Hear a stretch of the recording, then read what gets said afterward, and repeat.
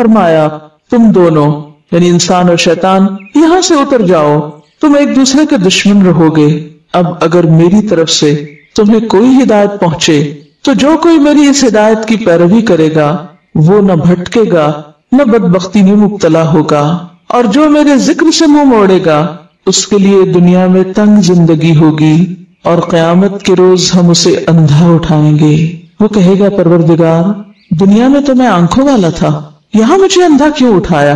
اللہ تعالیٰ فرمائے گا ہاں اسی طرح تو ہماری آیات کو جب کہ وہ تیرے پاس آئی تھی تو نے بھلا دیا تھا، اسی طرح آج تو بھلایا جا رہا ہے۔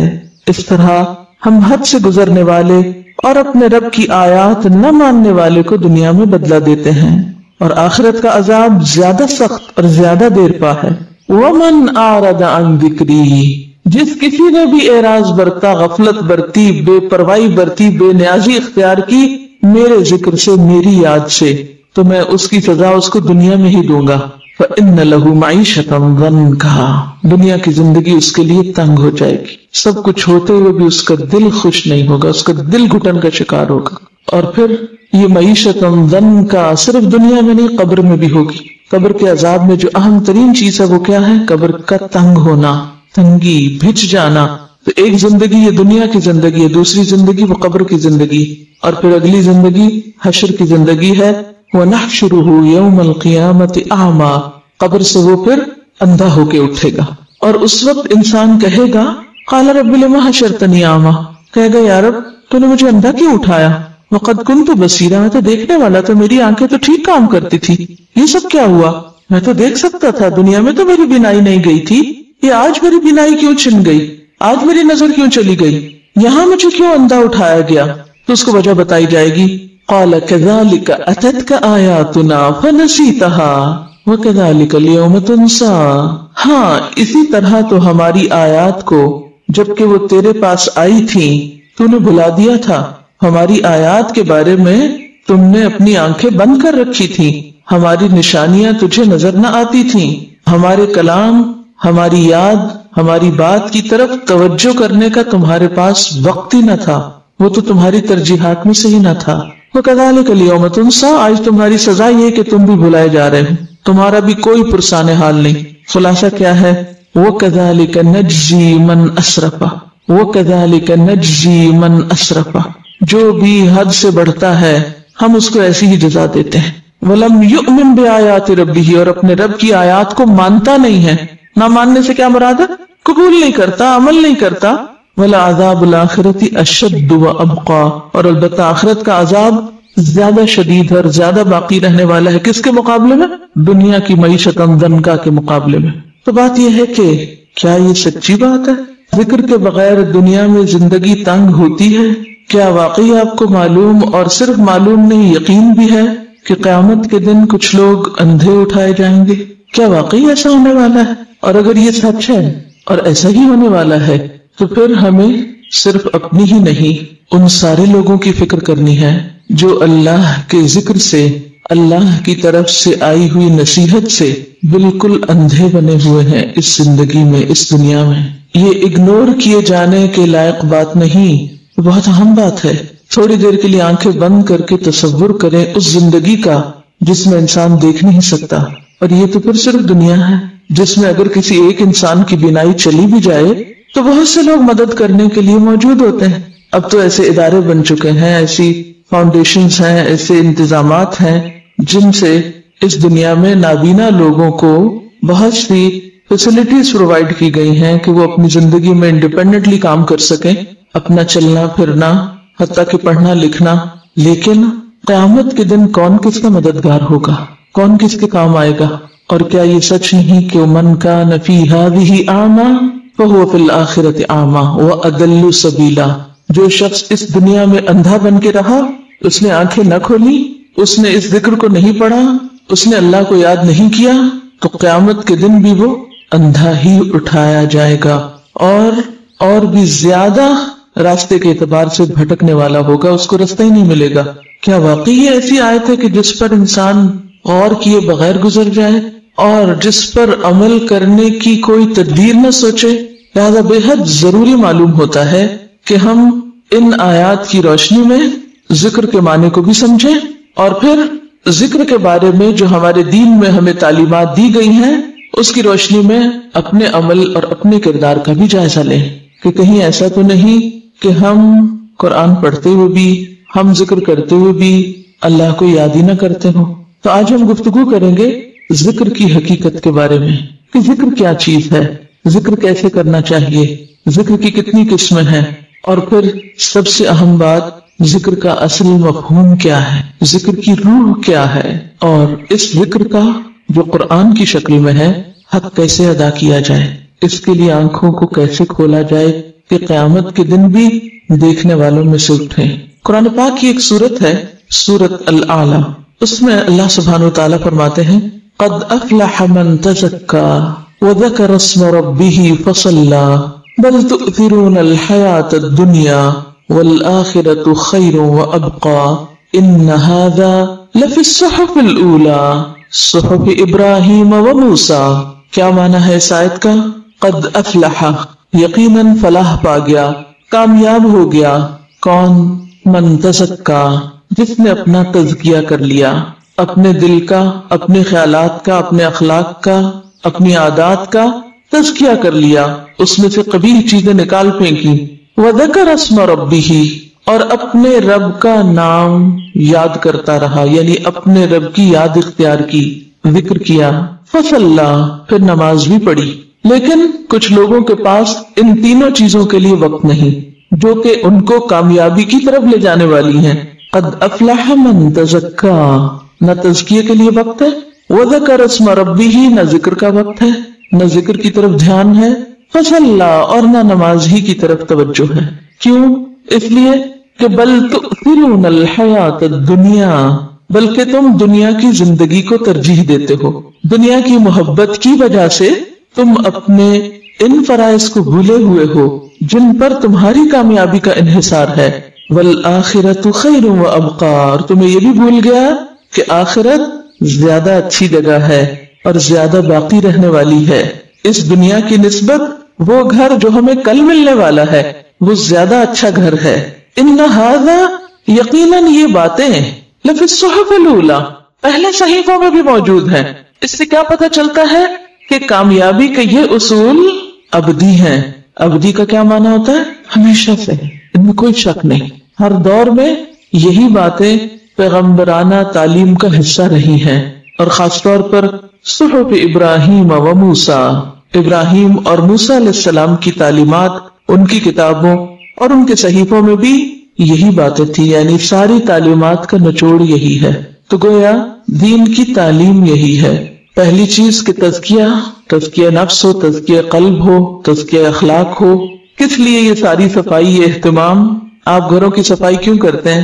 ڈیکوریشن کیوں کرتے ہیں؟ ہر چیز کو کیوں تیار کرتے ہیں؟ کسی خاص مہمان نے آنا ہوتا ہے۔ دلوں کا تزکیہ کس لیے؟ کہ یہ دل اللہ کے لیے بنے ہیں، اس میں ہمیں سب سے محبوب ترین چیز کو یہاں مقام دینا ہے۔ تو یہاں سب سے محبوب ترین ہستی اللہ رب العزت کی ذات، یہ دل تو اس کے لیے، اتنی قیمتی چیز، اتنی قیمتی جگہ، یہ دنیا کی ٹھیکریوں کے لیے تو نہیں ہے، دنیا کی حقیر چیزوں کے لیے تو نہیں ہے کہ ان کو یہاں بسا لیں۔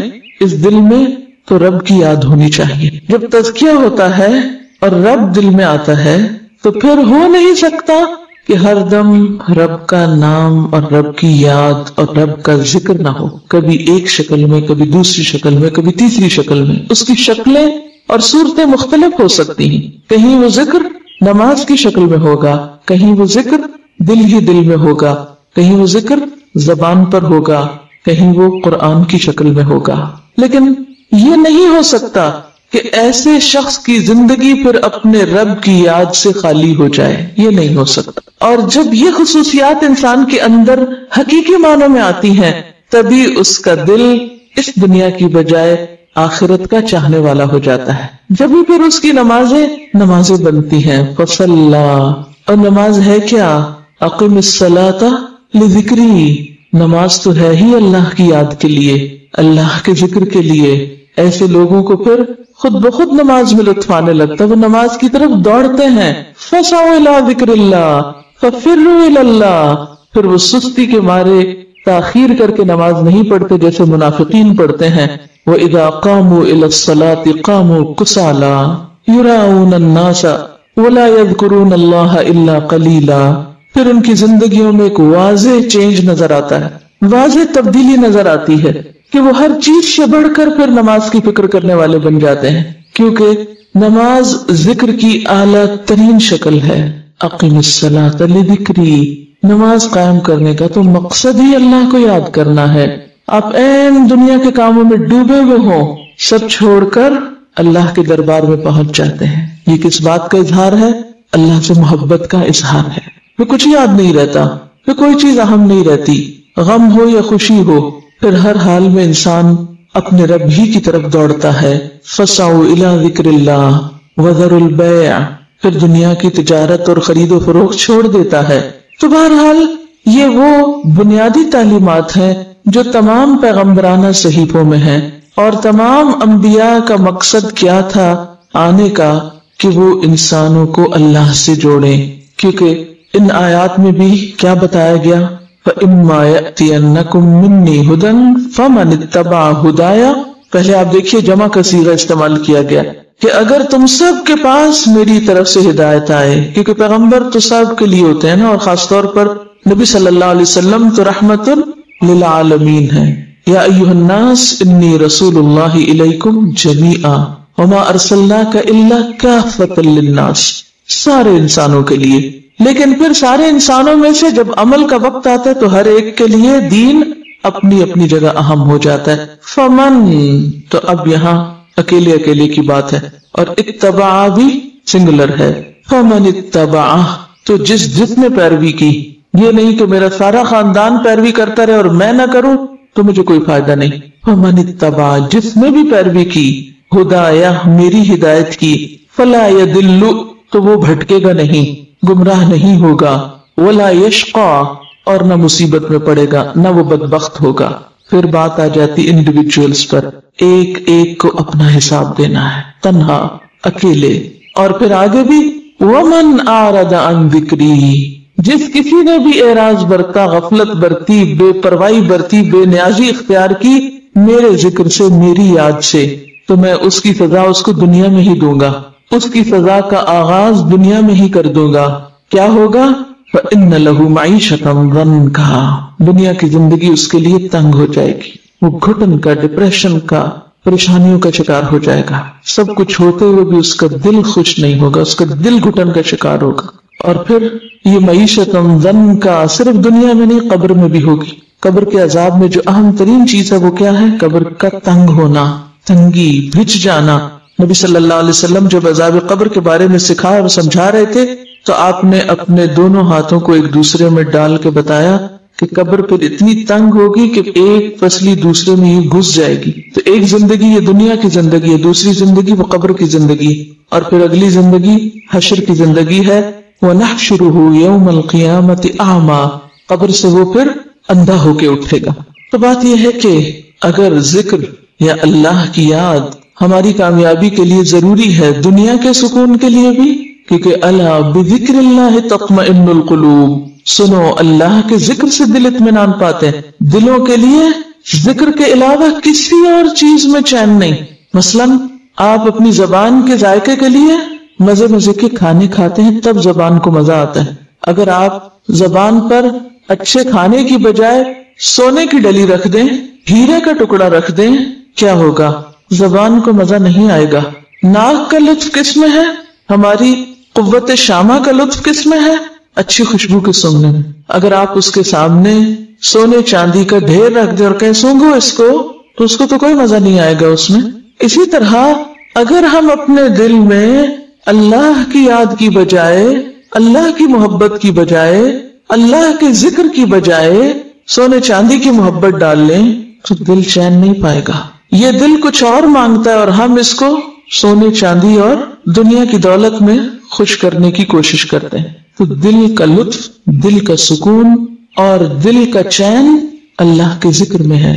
الا بذکر اللہ تطمئن القلوب. اسی لیے ہم دیکھتے ہیں کہ تمام انبیاء نے اپنے اپنے لوگوں کو ذکر کی طرف متوجہ کیا، اور آج بھی دعوت دین دینے والوں کی، تعلیم دین کا کام کرنے والوں کی یہ بنیادی ذمہ داری ہے کہ لوگوں کو اس کی طرف متوجہ کریں۔ تو اس سلسلے میں ہم دیکھتے ہیں حضرت یحییٰ علیہ السلام کا قول، وہ اپنے لوگوں سے کہتے ہیں وَآمُرُكُمْ أَن تَذْكُرُوا اللَّهَ تَعَالَى، لوگوں میں تمہیں حکم دیتا ہوں، یعنی حکم ہے میرا کہ تم کیا کرو، اللہ کو یاد کرو، یعنی صرف مشورہ نہیں دیتا بلکہ حکم دیتا ہوں تم کو۔ اور ذکر کرنے والا دراصل دنیا کے فتنوں، دنیا کے غموں، دنیا کی پریشانیوں سے ایک محفوظ پناہ گاہ میں آ جاتا ہے، ہر طرح کے خطرات سے محفوظ ہو جاتا ہے، اندرونی بھی اور بیرونی بھی، کیونکہ جب تک بندہ اپنے رب کو یاد کرتا ہے اللہ اپنے اس بندے کی مدد فرماتا ہے۔ امام ابن القیم کہتے ہیں کہ ذکر کرنے والے کی مثال ایسے ہی ہے جیسے وہ شخص جس کے پیچھے جلدی سے دشمن چڑھ دوڑے، یعنی اس کے پیچھے کوئی دشمن لگا ہوا ہو، ذرا تصور کریں کہ کوئی پیچھے لگا ہوا آپ کے، پکڑنے لگا آپ کو، کون ہے دشمن؟ کھلا دشمن، سب جانتے ہیں۔ کیا وہ کبھی کبھی پیچھے لگتا ہے؟ ہر وقت لگا ہوا ہے اور ہمیں پتہ ہی نہیں، اور ہم اس کا نشانہ بنے ہوئے ہیں، لٹ رہے ہیں اس کے ہاتھوں۔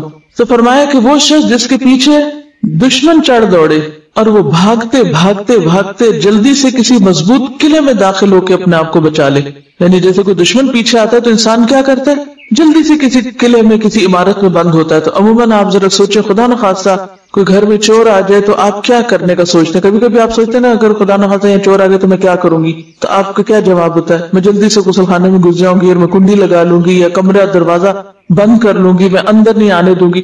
ایسے بیٹھے بیٹھے سوچتے ہیں نا اپنے بچاؤ کے طریقے۔ تو بالکل اسی طرح ذکر کرنے والا ایسا ہے کہ جو اپنے دشمن سے بچاؤ کے لیے قلعے میں چلا جائے اور اس کا دروازہ بند کر دے اور دشمن باہر ہی ناکام و نامراد لوٹ جائے۔ یعنی ذکر اس طرح انسان کو شیطان کے شر اور شیطان کی دشمنی اور اس کے وسوسوں سے محفوظ کرتا ہے، اور ذکر ہی ایسی چیز ہے کہ جو دشمن سے بچاؤ کے لیے ایک ہتھیار ہو سکتا ہے، یہی ایک ذریعہ ہے، یہی ایک قلعہ ہے، لہذا کبھی بھی انسان اس سے غافل نہ ہونے پائے۔ ابن عباس کہتے ہیں شیطان ابن آدم کے دل پر چھاتی تان کے بیٹھا رہتا ہے، بالکل الرٹ۔ چھاتی تان کے بیٹھنے کا مطلب کیا ہے؟ بالکل الرٹ۔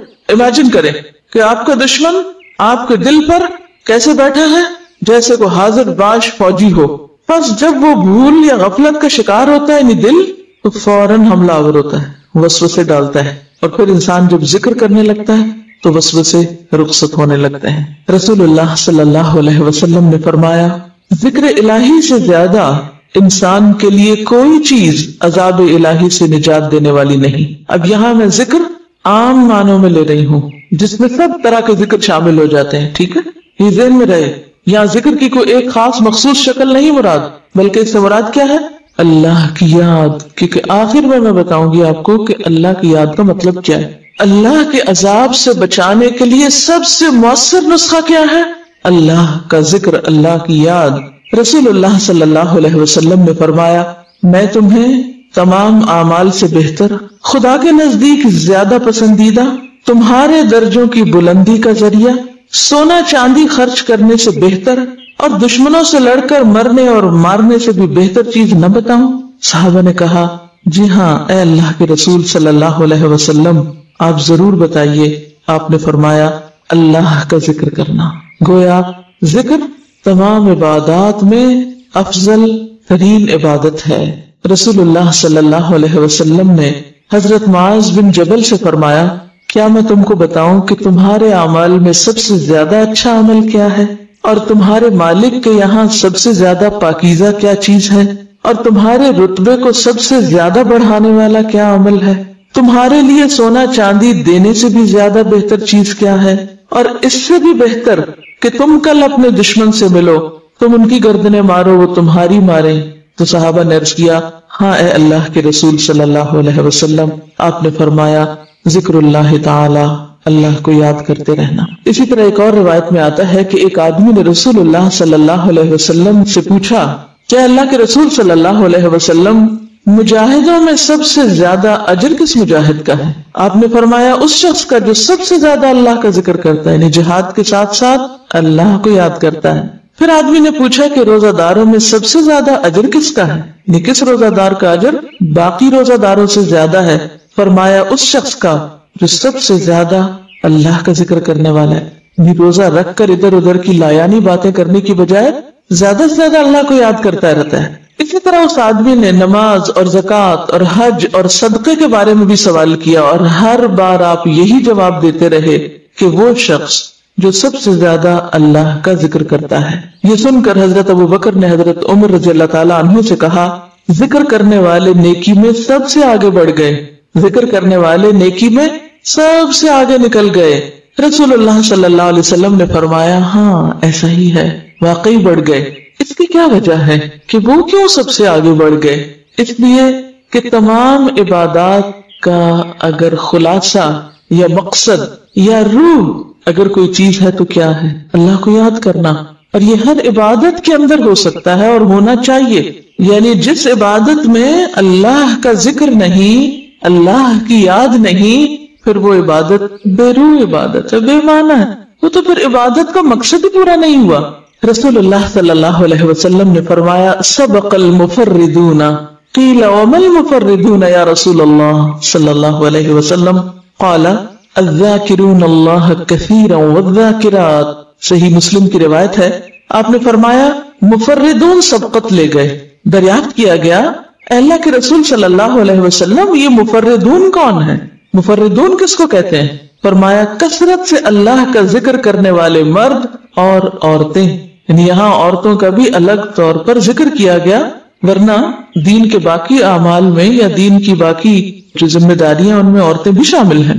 آپ صلی اللہ علیہ وسلم نے یہ بھی فرمایا، جس مجلس میں اللہ تعالیٰ کا ذکر نہ کیا جائے اس سے جب لوگ اٹھتے ہیں تو ایسے ہوتے ہیں جیسے گدھے کے مردار سے اٹھے ہیں، اور وہ ذکر سے خالی گھڑی ان پر حسرت کا باعث رہے گی۔ قیامت کے دن ایسی چیزیں اور ایسی جگہ حسرت کا ذریعہ ہوں گی، انسان ان پر پچھتائے گا اور افسوس کرے گا۔ رسول اللہ صلی اللہ علیہ وسلم نے فرمایا، اہل مجلس جس مجلس میں نہ تو اللہ کا ذکر کرے نہ ہی پیغمبر خدا صلی اللہ علیہ وسلم پر درود بھیجے، تو وہ مجلس ان کے لیے نقص یعنی کمی اور حسرت کا باعث ہوگی۔ اللہ تعالیٰ چاہے تو بخش دے یا عذاب دے۔ یہ ترمذی کی روایت ہے۔ ایک اور جگہ پر آتا ہے، اہل جنت میں جانے کے بعد اگر کسی چیز پر حسرت کریں گے تو وہ ان کی زندگی کے وہ لمحات ہوں گے جن میں انہوں نے اللہ کا ذکر نہ کیا، یعنی فارغ لمحات جن میں وہ خدا کو یاد نہیں کرتے رہے۔ یعنی وہاں پہنچ جائیں گے اپنے مقام مرتبے پر، سکون امن کی زندگی ہوگی، کوئی غم نہیں، کوئی خوف نہیں، کوئی پریشانی نہیں، کوئی دکھ نہیں، کوئی مرض نہیں، بیماری نہیں، بڑھاپا نہیں، کوئی ہم نہیں، کوئی فکر نہیں، کچھ بھی نہیں۔ ہاں ایک حسرت، ایک خلش، ایک دکھ ضرور ہوگا، اور وہ کیا؟ کاش ہم اپنے ان لمحات کو جن میں ہم اللہ کا ذکر کر سکتے تھے اور پھر نہ کیا، تو وہ ایسے کیوں گزر گئے، ہم نے وہ وقت ضائع کیوں کیا۔ یہ چیز اہل جنت کے لیے بھی حسرت کا باعث ہوگی۔ تو اس سے آپ اندازہ لگا سکتے ہیں کہ زندگی کے ایام اور مہینے اللہ کی یاد کے بغیر گزارتے چلے جانا کس قدر خسارے اور نقصان کا ذریعہ ہے، اور اس کے برعکس اللہ کو یاد کرنا، اللہ کا ذکر کرنا کتنی رحمتوں کا باعث ہے۔ رسول اللہ صلی اللہ علیہ وسلم نے فرمایا، ذکر الہی کے لیے کوئی قوم جب اور جہاں بیٹھتی ہے تو ملائکہ ان پر گھیرا ڈال لیتے ہیں، فوراً فرشتے وہاں پہنچ جاتے ہیں، رحمت الہی کا سایہ ہو جاتا ہے، سکینت اور اطمینان نازل ہونے لگتی ہے، اللہ تعالیٰ اپنی مجلس میں ان کا تذکرہ کرنے لگ جاتے ہیں، یعنی ایسے لوگوں کا ذکر آسمان پہ ہونے لگتا ہے۔ ترمذی میں عبداللہ بن بسر سے مروی ہے کہ ایک آدمی نے کہا، اے اللہ کے رسول صلی اللہ علیہ وسلم، خیر اور نیکی کی بہت سی چیزیں ہیں، بہت کام ہے، نیکی کی کئی قسمیں ہیں، مگر میں ان سب کو کر نہیں سکتا، یعنی میرے بس میں نہیں کہ سارے ہی نیکی کے کام کروں۔ شاید آپ کے دل میں بھی کبھی یہ خیال آیا ہو کہ اتنی ساری باتیں پتہ چل گئی ہیں، کیا کیا کریں گے اور کیا نہیں کریں گے، بہت کچھ کرنا بھی چاہتے ہیں لیکن اتنی زندگی نہیں، ہمت نہیں، وسائل نہیں، تو کیا کریں؟ تو اس شخص کو بھی یہی پریشانی لاحق ہوئی، تو عرض کیا، اس لیے آپ مجھے کوئی مختصر سی بات بتا دیں کہ جسے میں کبھی نہ بھولوں، اس کو میں پکڑ کے رکھوں، اس پہ خوب جم جاؤں اور مرتے دم تک اسے قابو میں رکھوں، یعنی پکڑ کے رکھوں، بس اس کو میں کبھی نہ چھوڑوں۔ آپ نے فرمایا، ला यज़ालु लिसानुका रत्बन बिज़िक्रिल्लाहि ताला, तुम्हारी जबान हमेशा अल्लाह के जिक्र से तर रहे। बस ये बात न भूलो, हमेशा अल्लाह को याद करते रहो। एक और जगह पर आपने फरमाया मसलुल लज़ी यज़कुरु रब्बहु वल्लज़ी ला यज़कुरु रब्बहु मसलुल हय्यि वल मय्यिति, अल्लाह का जिक्र करने वाले और ना करने वाले की मिसाल जिंदा और मुर्दा की सी है। यानी करने वाला ऐसा है जैसे जिंदा हो और ना करने वाला जैसे मुर्दा इंसान हो।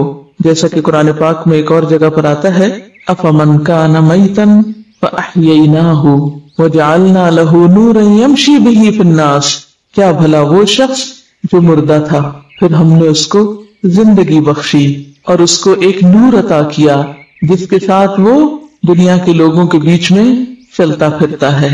ये जिंदगी किससे नसीब होती है? अल्लाह की याद से। यानी एक शख्स जो जहालत की मौत मर रहा था, अल्लाह ने उसको इल्म दिया, अपनी याद दी और फिर उस इल्म के नूर की वजह से उसको ऐसी रोशनी मिली कि जिसके साथ अब वो माशरे में जी रहा है। और जब तक इंसान जिंदा होता है, जब तक इंसान के पास हिम्मत ताकत है, वो बहुत सी चीजों का मुकाबला कर लेता है। तो गोया जिक्र इंसान को मजबूत और ताकतवर बना देता है, ऐसी ताकत जो अल्लाह की इताअत के लिए जरूरी होती है। आप सल्लल्लाहु अलैहि वसल्लम से मरवी है, हदीस कुदसी है, अल्लाह ताला फरमाते हैं जब वो मुझे याद करता है तो मैं उसके पास होता हूँ, जब वो मुझे याद करता है मैं उसके पास होता हूँ।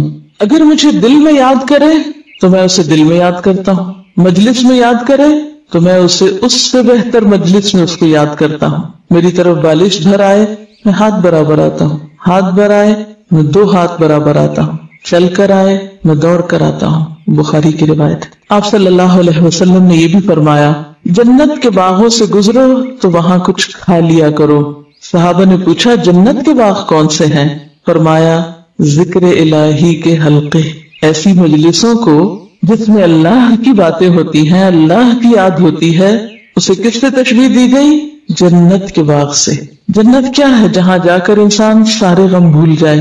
और क्या ये एक हकीकत नहीं कि जब हम वाकई पूरे दिलो दिमाग के साथ ऐसी मजलिसों में बैठते हैं सब गम भूल जाते हैं, कोई दुख नहीं रहता, एक अजीब सुकून और खुशी और इत्मीनान और एक राहत और सकीनत महसूस होती है। आप सल्लल्लाहु अलैहि वसल्लम से मरवी है, हदीस कुदसी है, अल्लाह ताला फरमाते हैं वो बंदा मेरा पूरा गुलाम है, यानी पूरा बंदा है जो मरते दम तक मुझको याद रखता है। और मरते दम तक वही याद रख सकता है जिसको सेहत की हालत में, ताकत की हालत में अल्लाह को याद करने की आदत हो। इसीलिए बहुत से ऐसे लोगों के वाकयात आपने पढ़े और सुने होंगे कि जो नज़ा के आलम में भी अल्लाह अल्लाह कर रहे होते हैं, अल्लाह की बातें कर रहे होते हैं। और कुछ लोग मरते वक्त भी जिस चीज से मोहब्बत होती है, किसी कारोबार से या तिजारत से या फिर किसी इंसान से या किसी क्रिकेटर से या किसी और से, मरते वक्त भी उसी की बातें कर रहे हो। और ये एक फैक्ट है, किसी ने एक रिसर्च की थी और उसने 100 ऐसे लोगों के तजुर्बात और मुशाहिदात रिकॉर्ड किए और बयान किए कि जो डेथ बेड पे थे कि वो आखिरी वक्त में क्या बातें करते हैं। और देखा ये गया कि जैसी बातें लोगों की हालत बेदारी में होती थी, जिंदगी में होती थी, डेथ बेड पे भी वो उन्हीं चीजों के बारे में बात कर रहे होते थे, बिस्तर मर्ग पर भी वो उन्हीं चीजों के बारे में बात कर रहे होते थे। क्योंकि जो चीज कसरत से हमारी जिंदगी में होती है ना, वो ही ख्वाबों में नजर आने लगती है। जो चीज हमारे दिल को लग जाए, मसलन किसी इम्तिहान का खौफ, तो ख्वाब में भी हम पर्चा लिख रहे होते हैं, टेस्ट की तैयारी कर रहे होते हैं। ये किसी इंसान की मोहब्बत, तो फिर ख्वाबों में भी हमें वही नजर आ रहा होता है। एक कुदरती बात है।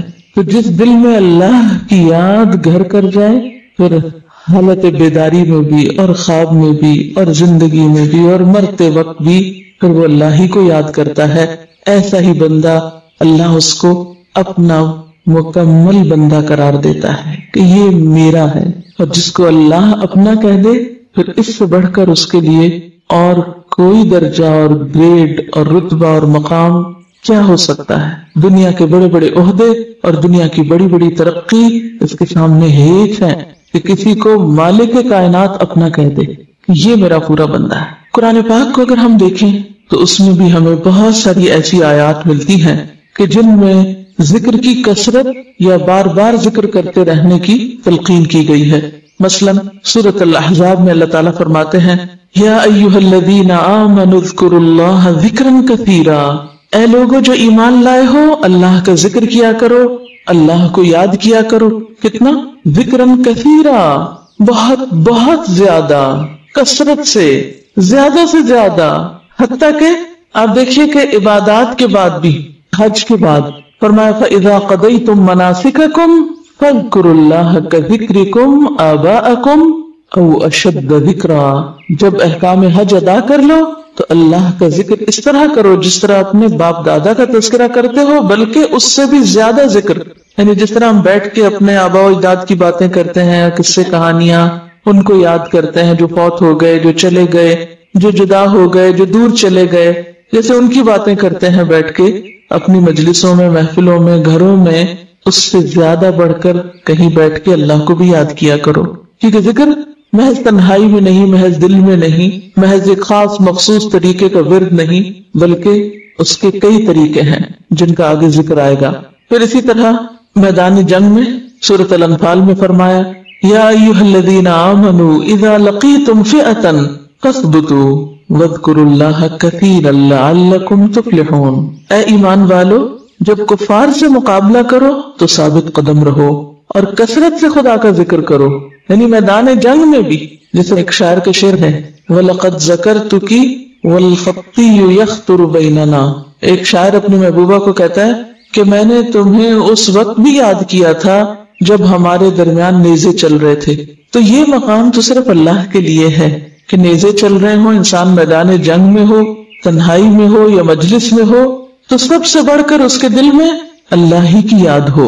रसूलुल्लाह सल्लल्लाहु अलैहि वसल्लम ने फरमाया इंसान पर जो घड़ी जिक्र इलाही से खाली गुजरी वही क़यामत के दिन हसरत का सबब होगी। और जैसा कि पहले मैंने अर्ज किया, अहले जन्नत को उस घड़ी के सिवा किसी चीज का अफसोस न होगा जो जिक्र इलाही से खाली गुजर गई। और हकीकत यह है कि दिलों को चमकाने वाली और दिलों को जिला बख्शने वाली चीज भी अल्लाह का जिक्र ही है।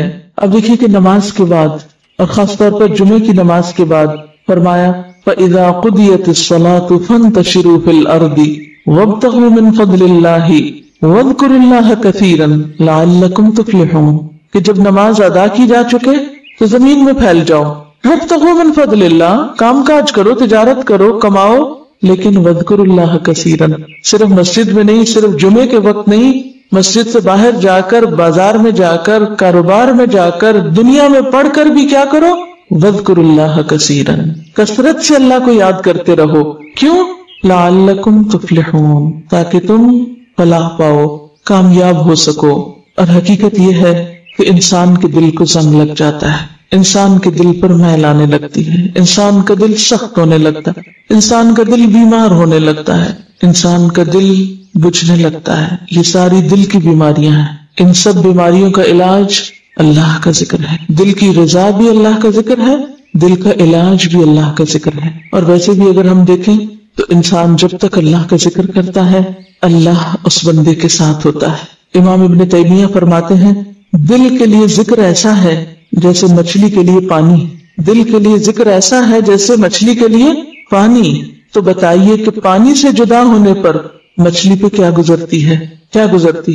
आपको मालूम है कि अब सुनामी डिजास्टर में सबसे पहले क्या हुआ है, जमीन फटी है और जो समुन्द्र का पानी सतह जमीन पर था वो समुन्द्र के अंदर जाने लगा, शक होने लगा, जमीन उसको शक करने लगी। उसके नतीजे में जब पानी तेजी के साथ जमीन के अंदर गया तो जो मछलियां थी समुन्द्र में वो तड़पने लगी और बहुत से लोग उनको पकड़ने आ गए। उस वक्त भी इबरत की निगाह नहीं थी कि ये क्या हुआ, कभी ऐसा नहीं हुआ कि पानी इस तरह नीचे उतर जाए जमीन के। ये तो क़यामत की निशानियों में से, ये तो कोई बड़ी बला है, कोई बड़ी आफत है कि इज़ल बिहारु फुज्जिरत। तो आप जरा उस नजारे को इमेजिन करें कि पानी समुन्द्र का हट जाए और मछलियां क्या हालत होगी उनकी। कभी तड़पती मछलियां देखी? तो बिल्कुल इसी तरह जो दिल अल्लाह का जिक्र नहीं करते इसी तरह तड़पते रहते हैं, बेचैन रहते हैं। वो कहते समझ नहीं आती कि आखिर क्या है दिल में, क्या गम है, सब कुछ तो है फिर भी क्यों दुखी हैं, क्योंकि अल्लाह की याद नहीं।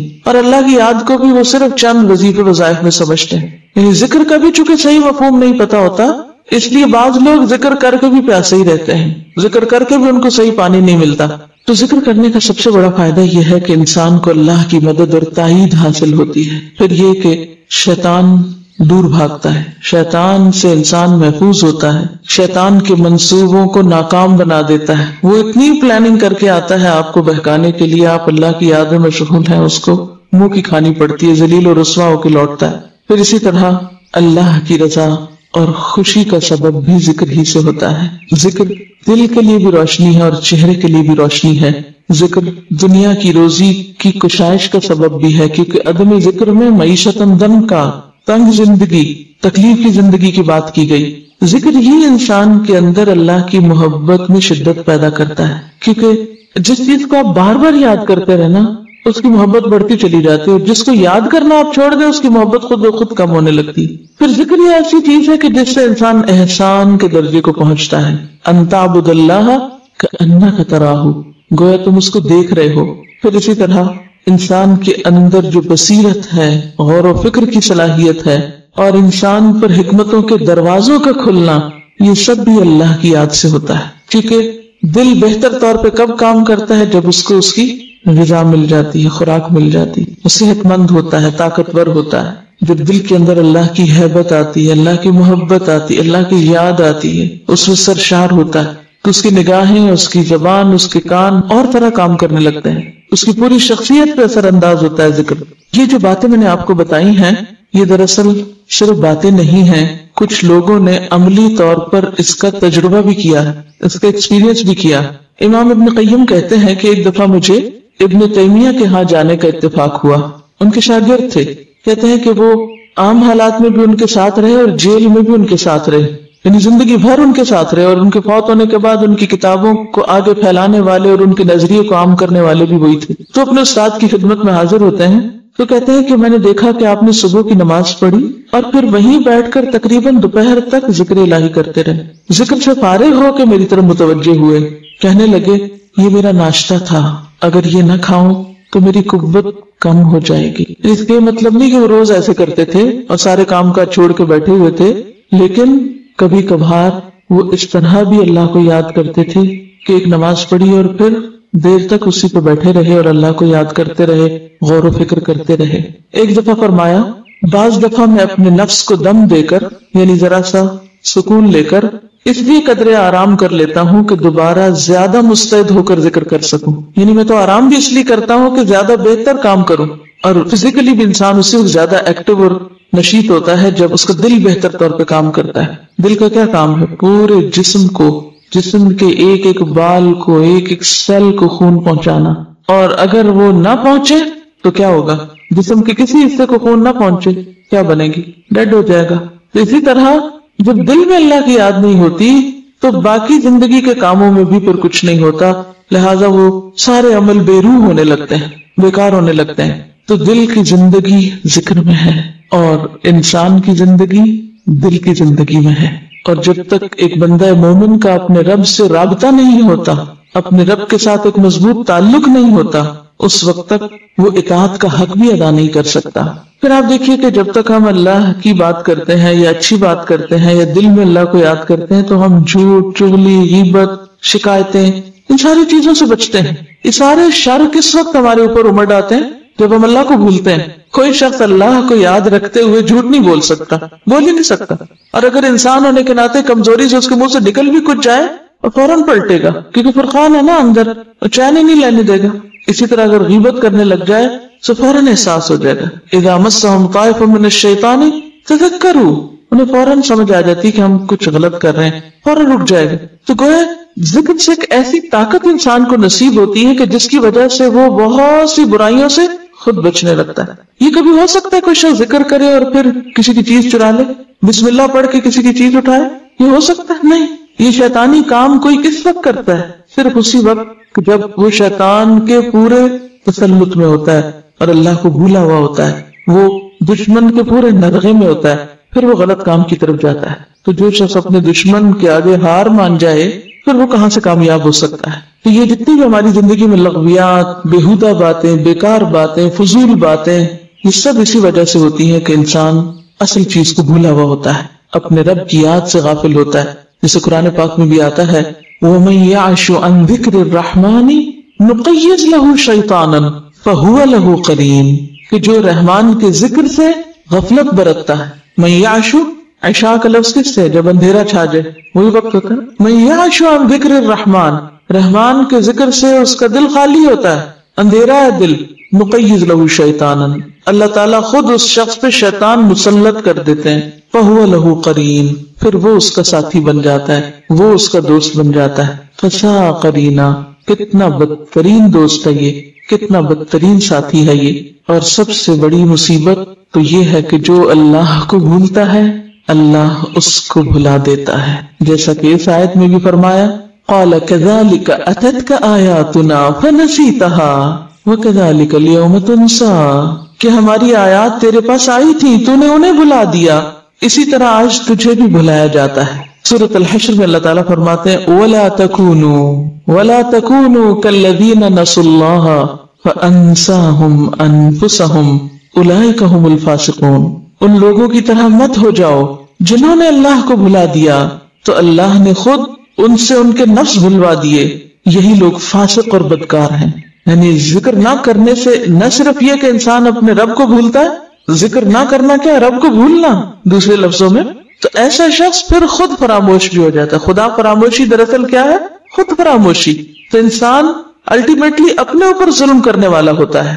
और अगर देखा जाए तो जिक्र सबसे आसान तरीन इबादत, अगर देखा जाए तो जिक्र आसान तरीन इबादत, सो कुछ भी खर्च नहीं करना पड़ता आपको। अल्लाह सुब्हानहू व तआला फरमाते हैं, व अनिस्तगफिरू रब्बकुम तुम्मा तूबू इलैहि युमत्तिअकुम मताअन हसनन इला अजलिन मुसम्मा व यु'ति कुल्ला ज़ी फ़ज़लिन फ़ज़लह, अल्लाह से बख्शिश मांगो, यानी इस्तिग़फ़ार की शक्ल में जिक्र करो, फिर उसकी तरफ रुजू करो, तुम्हें एक वक्त मुकर्रर तक वो अच्छा फायदा देगा, यानी दुनिया में भी, और हर साहिब फजल को उसका फजल इनायत करेगा। तो बात यह है कि जिक्र से दुनिया में भी इंसान बेहतरीन फायदे उठाता है। बहुत सी मुसीबतें, गम, परेशानियां, दुख, ये क्या है? दरअसल इस जिंदगी को भी जहन्नम बनाने वाली, इस जिंदगी को भी क्या बना देती है? दोज़ख। ये दुनिया भी एक कैद खाना बन जाती है, और इसके बरक्स अल्लाह का जिक्र और अल्लाह की याद, उससे इंसान दुनिया में भी जन्नत के मजे लेने लगता है। इसके बारे में इब्न तैमिया फरमाया करते थे, दुनिया में जन्नत है, दुनिया में जन्नत है, जो शख्स दुनियावी जन्नत में दाखिल न हुआ वो आखिरत की जन्नत में भी दाखिल न होगा। जब इमाम इब्न तैमिया की बहुत मुखालफत शुरू हुई, बहुत उनकी दुश्मनी शुरू हुई, तो कहने लगे इब्न कय्युम को, अपने शागिर्द को, दुश्मन मेरा क्या बिगाड़ लेंगे, मुझे क्या नुकसान देंगे, मेरी जन्नत तो मेरे सीने में है, जहां जाऊं वो मेरे साथ होती है, कभी मुझसे अलग नहीं हुई, कैद हब्स मेरी खलवत है, यानी अगर मुझे कैद भी कर देंगे, जेल में डाल देंगे, तो मुझे तन्हाई मिल जाएगी, मैं अपने रब को और ज्यादा अच्छे से याद कर सकूंगा, जो मैं लोगों के बीच में नहीं कर सकता। कत्ल मेरे लिए शहादत है, ज्यादा से ज्यादा मुझे मार डालेंगे, शहीद हो जाऊंगा, जिलावतनी मुल्क से निकाल देंगे, वो मेरे लिए सैरो सियाहत, मेरी जन्नत तो मेरे साथ, मेरे दुश्मन मेरा क्या नुकसान कर लेंगे। यानी जब इंसान को अल्लाह की मोहब्बत हासिल हो जाती है तो फिर इंसान के सामने कोई तकलीफ, दुख, परेशानी रहती नहीं है, क्योंकि उसके साथ उसका खुदा होता है, उसका रब होता है, उसके अंदर एक सुकून होता है। जब किले में कैद कर दिए गए, यानी बिल आखिर वो मुखालफत और दुश्मनी और शिकायतें उनके खिलाफ इतनी बड़ी कि हाकिम वक्त को इसी में आफियत नजर आई कि उनको जेल में डाल दिया जाए। तो किले के अंदर फरमाते हैं, इस नेमत के शुक्राने में, किसको नेमत कह रहे हैं? कैद को। इस नेमत के शुक्राने में ये किला सोने से भरकर खर्च कर देना भी मेरे नजदीक कम है, और मैं इस नेमत के एवज इस कदर सोना निसार करने को भी हकीर रकम तस्वुर करूंगा कि लोगों ने मुझे सारी दुनिया से काट कर जो अलग कर दिया, तो मुझे कितनी बड़ी दौलत मिल गई कि मेरे लिए अपने रब की याद और आसान हो गई, कि पहले थोड़ा वक्त मिलता था, ज्यादा वक्त मिलता है अपने रब को याद करने का। एक और मौके पे फरमाते हैं, दुश्मनों ने मुझे कैदो बंद में डालकर मुझ पे जो एहसान किया है और मेरे लिए खैर व भलाई के असबाब मुहैया कर दिए हैं, मैं उनका एवज अदा करने से कासिर हूँ, मैं तो इस एहसान का बदला नहीं चुका सकता। किस तरह नजर बदलती है एक इंसान की इस दुनिया और इसके गमों के बारे में, जब हकीकत में वो अपने रब का बंदा बन जाता है, उससे जुड़ जाता है। और अगर दिल में परेशानी और गम और दुख है तो ये नतीजा है इस बात का कि आप अल्लाह से जुड़े हुए नहीं हैं, क्योंकि ये कुरान कहता है, मन आरदा अन जिक्री فإن له معیشۃ ضنکا، جو میری یاد سے غافل ہوگا، جو بندوں پہ تکیہ کرے گا، جو انسانوں کے سہارے ڈھونڈے گا، میں پھر اس کو انہی کے حوالے کر دوں۔ انسان کے اوپر دکھ تکلیفیں کیوں آتی؟ جب انسان اللہ کو چھوڑ کے بندوں سے مدد چاہتا ہے، بندوں کے آگے ہاتھ پھیلاتا ہے اور بندوں کے آگے روتا ہے اور بندوں سے مانگتا ہے، اور بندے اس کی توقعات پہ پورا نہیں اترتے، پھر وہ مارا مارا پھرتا ہے۔ ایک دفعہ فرمانے لگے، قیدی وہ نہیں جو قید ہو جائے، قیدی وہ نہیں جو قید ہو جائے، قیدی تو وہ ہے جس کا دل دنیا کی خواہشات میں قید ہو جائے، دنیا کی محبت میں قید ہو جائے۔ یعنی قیدی وہ نہیں ہے جو جیل میں بند کر دیا جائے، قیدی کون ہے؟ جو دنیا کی محبت میں قید ہوا پھرتا ہے، وہ اس کو چین نہیں لینے دیتی۔ جب انہیں قید خانے میں بھیجا گیا اور دروازہ بند کر دیا گیا تو دیوار کے اندر کی طرف آ کے کہنے لگے، فَضُرِبَ بَيْنَهُمْ بِسُورٍ لَهُ بَابٌ بَاطِنُهُ فِيهِ الرَّحْمَةُ وَظَاهِرُهُ مِنْ قِبَلِهِ الْعَذَابُ۔ کیا معنی ہے اس کا؟ اور ان کے درمیان ایک دیوار حائل کر دی جائے گی یعنی قیامت کے دن، لہو باب، جس کا ایک دروازہ بھی ہے، باطنہ فیہ الرحمہ، اس دیوار کے اندر والے حصے میں تو رحمت ہی رحمت ہے، وظاہرہ من قبلہ العذاب، اور اس کے بیرونی حصے میں سامنے عذاب۔